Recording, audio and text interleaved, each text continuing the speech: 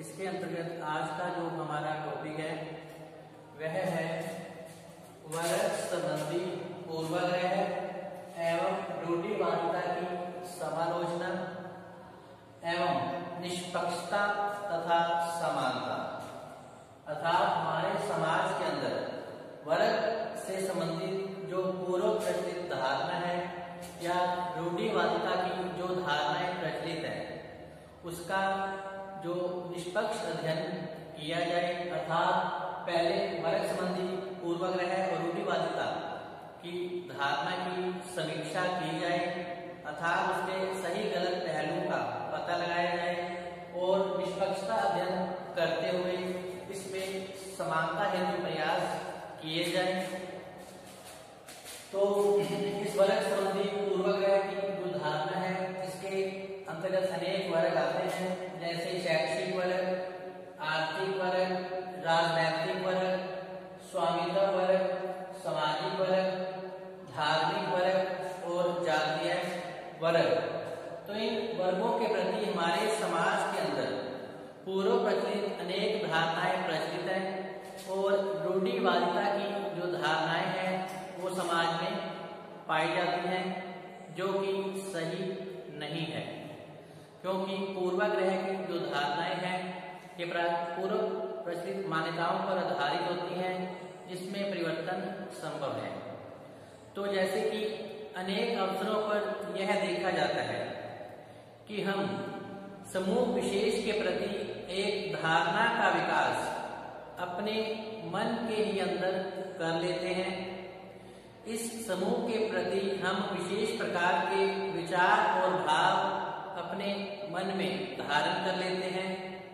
जैसे कि एक व्यक्ति राष्ट्रीय सेवक संघ को बहुत अच्छा मानता है, क्योंकि ऐसा माना जाता है कि इनमें देशभक्ति की भावना कूट कूट कर भरी होती है, अतः ये लोग समाज के हित में ही कार्य करते हैं तथा उसके प्रत्येक आदेश को कार्य को बिना किसी विचार की ही समाज के व्यक्तियों के द्वारा उसे स्वीकार कर लिया जाता है।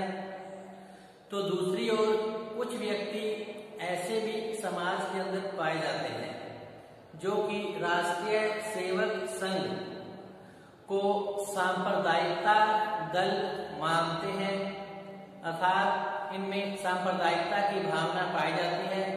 ये हिंदू धर्म को ही विशेष महत्व देते हैं और अन्य धर्मों के प्रति इनके जो दृष्टिकोण है वह नकारात्मक ही रहता है। अतः कुछ व्यक्ति राष्ट्रीय सेवक संघ को एक सांप्रदायिक दल के रूप में ही देखता है। तो यहाँ भी एक शिक्षक का दायित्व बन जाता है कि वह इस धारणा के प्रति जो लोगों की पूर्व प्रचलित धारणाएं हैं या जो रूढ़िवादिता की स्थिति जो यहाँ देखने को मिलती है तो वह इसका पहले समीक्षा करे, राष्ट्रीय सेवक संघ के कार्यों की समीक्षा करे, उसके सही गलत पहलुओं का पता लगाए और फिर अपना निर्णय प्रदान करे।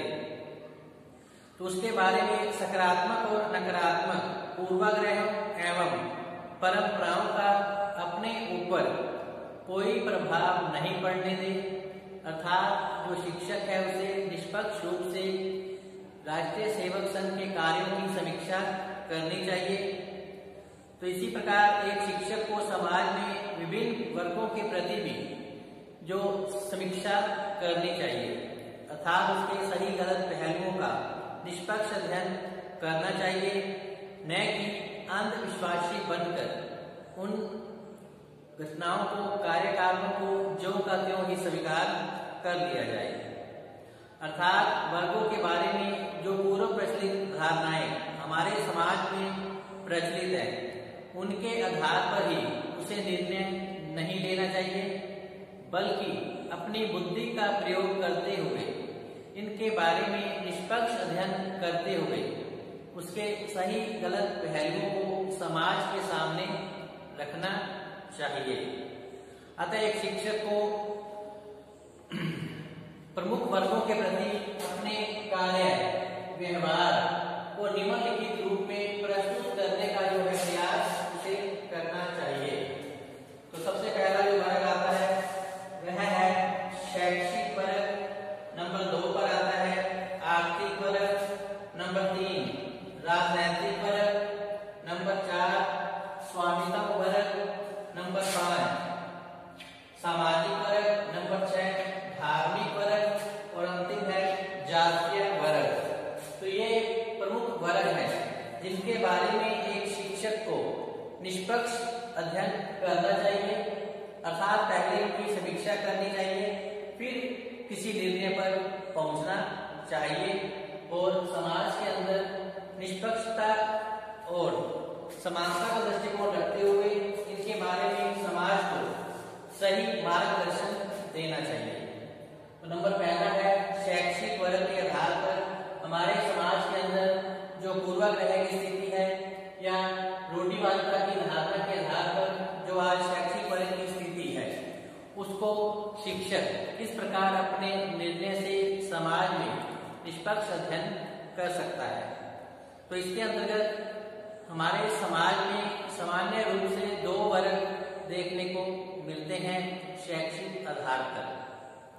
तो शिक्षित वर्ग के बारे में यह पूर्वाग्रह होता है कि उसके द्वारा किए जाने वाला प्रत्येक जो कार्य होता है वह महत्वपूर्ण होता है, अर्थात यह धारणा पूर्व प्रचलित है कि शिक्षित व्यक्ति के द्वारा जो भी कार्य किया जाएगा वह समाज के हित में होगा, समाज के लिए उपयोगी होगा। शिक्षित व्यक्तियों में समाज सेवा और मानवता की जो भावना है वो सदैव ही पाई जाती है। वहीं जो अशिक्षित व्यक्ति होता है उसमें बुद्धि का अभाव पाया जाता है, अतः वह समाज हित का कार्य नहीं कर सकता और बुद्धिहीन व्यक्ति को समाज के अंदर बोझ समझा जाता है। तो एक शिक्षक को दोनों वर्गों के साथ समानता का व्यवहार करना चाहिए और प्रत्येक वर्ग के प्रति सकारात्मक दृष्टिकोण रखते हुए यथासंभव इसका उपयोग समाज के विकास में उसे करना चाहिए, क्योंकि कोई पूर्वाग्रह या रूढ़िवादिता की जो धारणा होती है वह उचित नहीं मानी जाती। आरक्षित व्यक्तियों में भी जो अशिक्षित व्यक्तियों में भी कई बार प्रतिभा छिपी होती है। तो आवश्यकता इस बात की है कि अशिक्षित व्यक्ति के अंदर छिपी हुई प्रतिभा की खोज की जाए और उसका जो उपयोग है वो समाज हित में किया जाना चाहिए।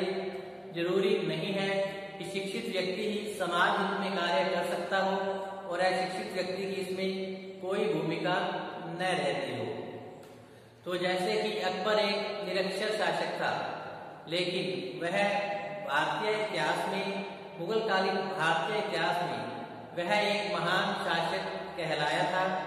तो निरक्षर था तो इसका मतलब यह नहीं था कि उसमें बुद्धि नहीं थी, उसमें भी बुद्धि थी, शिक्षित वर्ग से भी अधिक बुद्धि थी, तभी वो मुगल बादशाह के रूप में स्थापित हुए थे।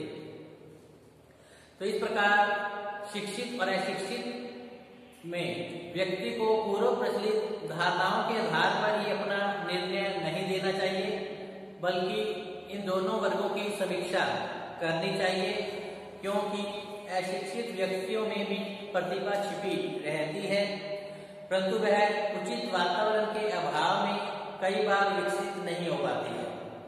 इसलिए शिक्षक को सदैव इस प्रकार की रूढ़िवादिता की धारणाओं से बचना चाहिए और समाज के अंदर शिक्षित और अशिक्षित दोनों वर्गों के ही प्रति उसका जो दृष्टिकोण होना चाहिए वह समानता पर आधारित होना चाहिए।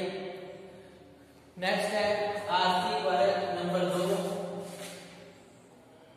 2 पर है आर्थिक वर्ग। तो आर्थिक आधार पर भी समाज में 2 वर्ग पाए जाते हैं, एक धनी वर्ग होता है और एक होता है निर्धन वर्ग।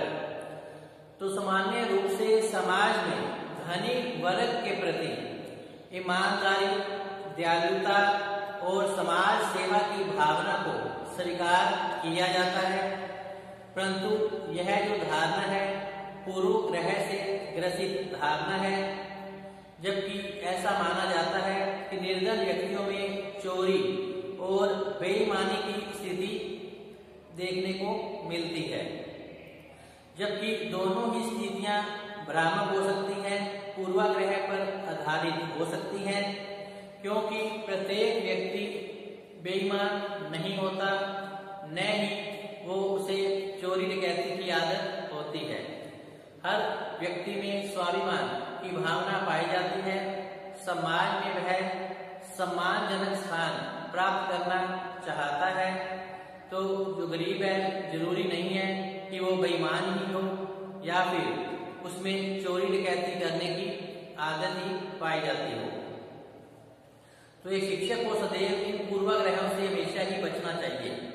इसके साथ साथ यह सिद्ध करने का प्रयास करना चाहिए कि समाज में ईमानदार व्यक्ति निर्धन और धनी दोनों ही वर्गों में पाए जा सकते हैं।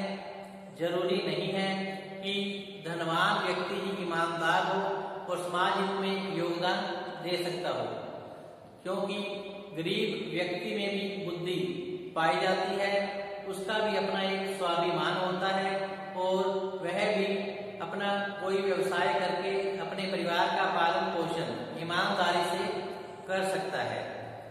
तो इस प्रकार के पूर्वाग्रह से ग्रसित धारणाओं से शिक्षक को बचना चाहिए और अपने विद्यालय के अंदर गरीब और अमीर जो छात्र शिक्षा प्राप्त करते हैं उनके साथ उसका जो व्यवहार है वह समानता पर आधारित होना चाहिए, अर्थात जितना ध्यान वह अमीर वर्ग के बच्चों पर देता है उतना ही ध्यान उसे गरीब वर्ग के छात्रों को भी देना चाहिए, क्योंकि शिक्षा प्राप्त करने का जो अधिकार है वो दोनों को ही प्राप्त है। अतः इस आधार पर शिक्षक को अर्थात निर्धन और अमीर आधार पर शिक्षक को अपना जो दृष्टिकोण है उसे पक्षपात पूर्ण नहीं बनाना चाहिए, बल्कि दोनों को ही समान शिक्षा प्रदान करनी चाहिए और उनकी समस्याओं को सुलझाने हेतु प्रयास करने चाहिए। नेक्स्ट है राजनैतिक वर्ग। नंबर 3 है राजनैतिक वर्ग।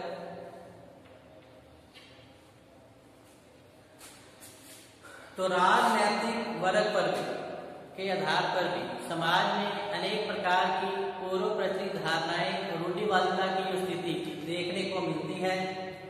जैसे कि वर्तमान समय में यह धारणा बन चुकी है कि जो व्यक्ति राजनीति से संबंधित होगा उसमें बेईमानी और भ्रष्टाचार जो है चरम सीमा पर होगा, अर्थात एक राजनेता से हम ईमानदारी की जो भावना होगी इस बात पर हम विश्वास नहीं रख सकते।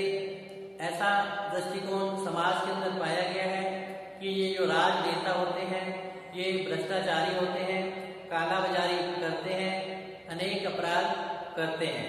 तो ये पूर्वग्रह से ग्रसित एक धारणा है जो नेताओं के संबंध में लोगों के मन में यह धारणाएं बन चुकी हैं। इसलिए एक सामान्य व्यक्ति के पास यदि कोई नेता आता भी है तो उसका यह अनुभव होता है व्यक्ति का कि साक्षात यमराज उसके समक्ष उपस्थित हो गया है,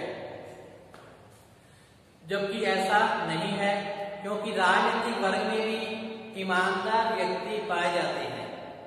सभी राजनेता भ्रष्टाचारी हों, बेईमान हों ये जरूरी नहीं है, क्योंकि कुछ नेताजन ऐसे भी होते हैं जो समाज के हित में कार्य करते हैं और बेईमानी और भ्रष्टाचार नहीं करते। तो इसी प्रकार राजनीतिक वर्ग में भी ईमानदार व्यक्ति पाए जाते हैं। तो हमारे प्राचीन राजाओं में राजा हरिश्चंद्र, हमारे प्राचीन राजाओं में राजा हरिश्चंद्र, मनु जैसे अनेक राजा हुए हैं जिन्होंने समाज के अंदर अपना महत्वपूर्ण स्थान प्राप्त किया। इसके अलावा वर्तमान समय में भी श्रीमान अटल बिहारी वाजपेयी एवं श्रीमान नरेंद्र मोदी जी, जो कि हमारे वर्तमान प्रधानमंत्री हैं, इनका नाम भी ईमानदार नेताओं के रूप में लिखा गया है। तो ये जो नेता हैं ये ईमानदार हैं। जैसा कि श्रीमान नरेंद्र मोदी जी समाज के हित में लगे हुए हैं और ईमानदारी से अपना कार्य करते हैं। इसलिए एक शिक्षक को समाज के व्यक्तियों एवं छात्रों को बताना चाहिए कि राजनीति से संबंधित हर व्यक्ति बुरा नहीं होता, बल्कि कुछ बुरे व्यक्तियों के कारण, बल्कि कुछ बुरे राजनेता व्यक्तियों के कारण जो राजनीति है वो बदनाम हो गई है। इसलिए स्वस्थ राजनीति व्यवस्था के लिए हम सभी को प्रयास करना चाहिए। तो इस प्रकार राजनीतिक वर्ग के अंदर भी पूर्वाग्रह, रूढ़िवादिता की धारणाएं प्रचलित हैं, जो कि हर बार सही नहीं होती। नेता लोग भी अच्छे हो सकते हैं, सभी नेता बुरे नहीं होते। नेक्स्ट है स्वामित्व वर्ग। नेक्स्ट है स्वामित्व वर्ग। तो स्वामित्व वर्ग के अंतर्गत मजदूर एवं स्वामी दो प्रकार के वर्ग देखने को मिलते हैं। कार्ल मार्क्स ने अपने वर्ग संघर्ष का सिद्धांत इन्हीं वर्गों पर आधारित है। मजदूर वर्ग की अपने स्वामी के प्रति यही धारणा हमेशा प्रचलित रही है कि वह सदैव ही मजदूरों का शोषण करते हैं, और तथा स्वामी की भावना यह होती है कि मजदूर हमेशा कामचोर होता है। दोनों वर्ग एक दूसरे पर आक्षेप लगाते रहे हैं, लगाते आ रहे हैं और लगाते ही रहेंगे। तो इसी प्रकार वह अपने स्वामी के कार्यों के प्रति उत्तरदायी नहीं होता। मजदूर वर्ग एक शिक्षक को दोनों के प्रति सहानुभूतिपूर्ण व्यवहार रखना चाहिए। उसको एक मजदूर के कर्तव्यों के बारे में ज्ञान कराना चाहिए। एक शिक्षक का कर्तव्य है कि उसे मजदूर को उसके कर्तव्य के प्रति ज्ञान करवाए, कि अर्थात वह जहाँ जिस जगह पर काम करता है उसे वहां पर निष्ठा, लगन, ईमानदारी के साथ काम करना चाहिए। इससे जो मालिक होते हैं वह प्रसन्न रहते हैं और उनका जो विश्वास है वह बढ़ जाता है। जरूरी नहीं है कि दोनों ही एक दूसरे पर आक्षेप लगाते हैं। कई बार इन दोनों वर्गों में सामंजस्य देखने को भी मिल सकता है। तो इसी प्रकार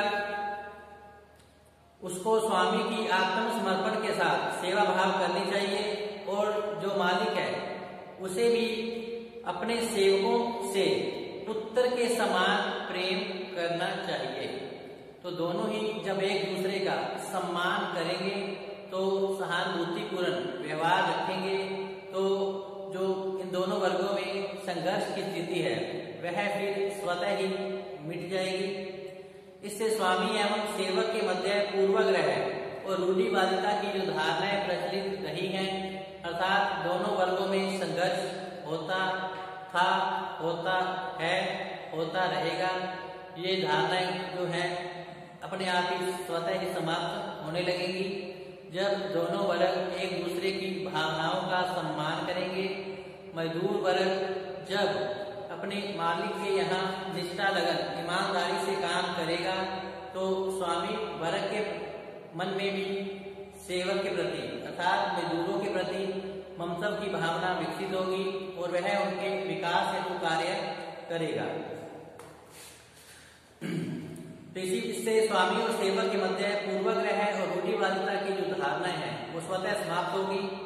तो शिक्षक को विद्यालय में भी अपने बालकों, प्रधानाध्यापकों के बालकों और चपरासी के बालकों के बारे में किसी भी प्रकार का भेदभावपूर्ण व्यवहार नहीं करना चाहिए और समाज में भी इस प्रकार के पूर्वाग्रह को समाप्त करने का प्रयास करना चाहिए। अर्थात पूंजीपति और श्रमिक वर्ग में जो संघर्ष की स्थिति है, तनाव की स्थिति है, उसे दूर करने हेतु उपाय किया जाना चाहिए। अतः इन दोनों की अपनी अपनी समस्याएं हो सकती हैं, उनका अगर सही दृष्टिकोण से निपटारा किया जाए तो दोनों ही वर्ग एक दूसरे का अच्छे से सहयोग कर सकते हैं। नेक्स्ट है सामाजिक वर्ग।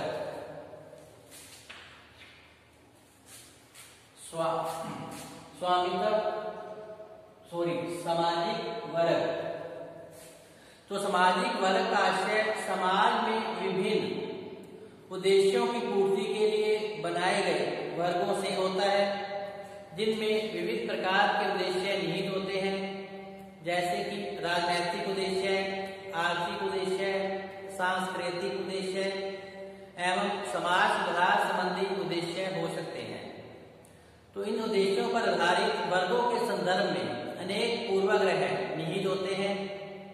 तो इन पूर्वाग्रह के अंतर्गत सत्यता नहीं होती, इसलिए शिक्षक को यह प्रयास करना चाहिए कि प्रत्येक सामाजिक वर्ग के पूर्वाग्रह की जो समीक्षा को तथा समाज में सत्यता का जो है प्रचार प्रसार उसे करना चाहिए। इसी प्रकार नेक्स्ट है धार्मिक वर्ग। तो समाज में अनेक प्रकार के धर्मों का प्रभाव देखने को मिलता है। जो भारत है अनेक धर्मों की कर्म भूमि स्थल रही है।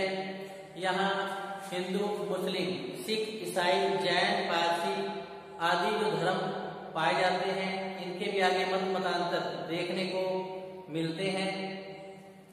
तो समाज में अनेक धर्म है, तो वर्गों का निर्माण भी अवश्य होगा।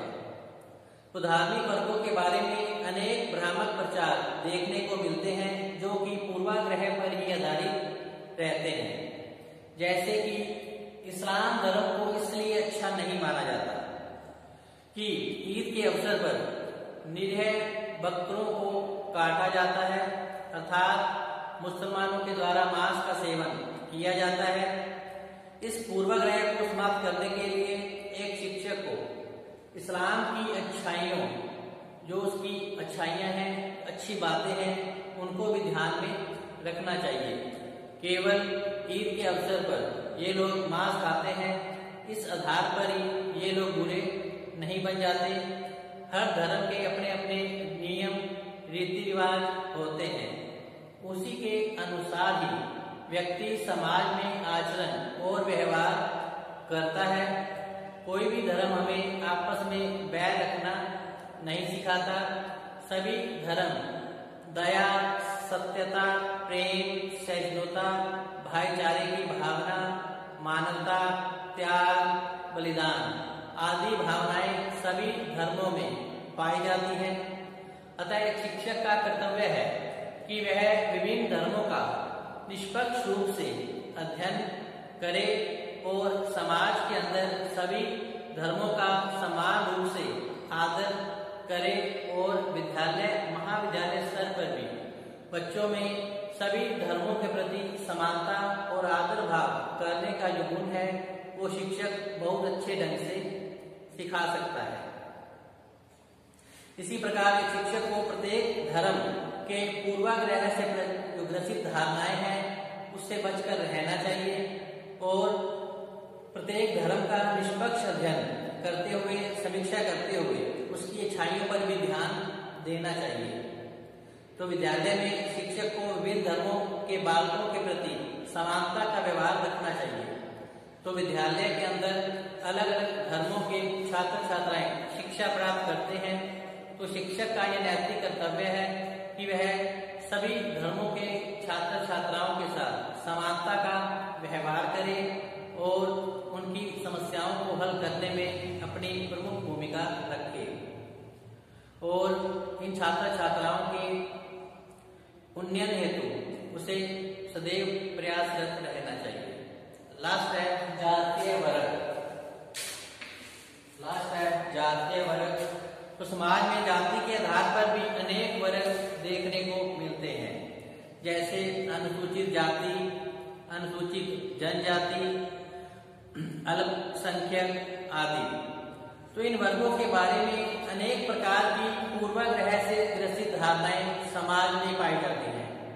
जैसे भारतीय सरकार इस पूर्वाग्रह से ग्रसित है कि सामान्य वर्ग के व्यक्ति संपन्न होते हैं और उन्हें किसी प्रकार की आर्थिक सहायता की आवश्यकता नहीं है, इसलिए सामान्य वर्ग के बालक बालिकाओं को सरकार के द्वारा बहुत ही कम सुविधा प्रदान की जाती है, जबकि अनुसूचित जाति, अनुसूचित जनजाति और अन्य पिछड़े वर्ग के बालक बालिकाओं को अनेक आर्थिक सहायताएं प्रदान की जाती हैं। तो शिक्षक को विद्यालय में इस पूर्वाग्रह के आधार पर कार्य नहीं करना चाहिए, बल्कि जिस वर्ग या जाति के बालक को जिस सहायता की आवश्यकता है वह उसे प्रदान करवाने में सहायता करनी चाहिए। अर्थात जाति के आधार पर जो वर्ग के अंतर्गत पूर्वाग्रह प्रचलित धारणा है, रूढ़िवादिता की धारणा है कि सामान्य वर्ग के बालक बालिकाओं को किसी प्रकार की आर्थिक सहायता की आवश्यकता नहीं है, जबकि अनुसूचित जाति और जनजाति के बालक बालिकाओं को सुविधाएं प्रदान की जानी चाहिए, क्योंकि ये निर्धन है, जबकि जरूरी नहीं है। आज अनुसूचित जाति, जनजाति और अन्य पिछड़े वर्ग के लोगों में काफी लोग ऐसे हैं जिनके पास अच्छी धन संपत्ति है, कुछ पदों पर ये आसीन है और इन्हें सरकारी नौकरियां मिली हुई हैं, जबकि सामान्य वर्ग की दशा आज काफी खराब होने लगी है। तो इस प्रकार दोनों पक्षों का निष्पक्ष अध्ययन करके वास्तव में जिस वर्ग को आर्थिक सहायता की आवश्यकता है उसे ही आर्थिक सहायता प्रदान की जाए, न कि इसमें जाति को आधार मानकर अन्य पिछड़े वर्गों, अनुसूचित जाति और जनजातियों को ही केवल सहायता दी जाए। और योग्यता के आधार पर भी सरकारी नौकरियों में छात्र छात्राओं को स्थान मिलना चाहिए, अर्थात आरक्षण की व्यवस्था है वो समाप्त होनी चाहिए, तभी समाज में समानता स्थापित होगी और जाति के आधार पर पूर्व प्रचलित धारणा या रूढ़िवादिता की जो धारणा है वह स्वतः ही समाप्त होगी। तो इस प्रकार आज का जो टॉपिक है वर्ग संबंधी पूर्वाग्रह और रूढ़िवादिता की समालोचना एवं निष्पक्षता और समानता, जो टॉपिक है हमारा यही समाप्त होता है। कल हम फिर से नए टॉपिक के साथ हाजिर होंगे, तब तक आप घर पे रहिए, सुरक्षित रहें, पढ़ते रहें। धन्यवाद।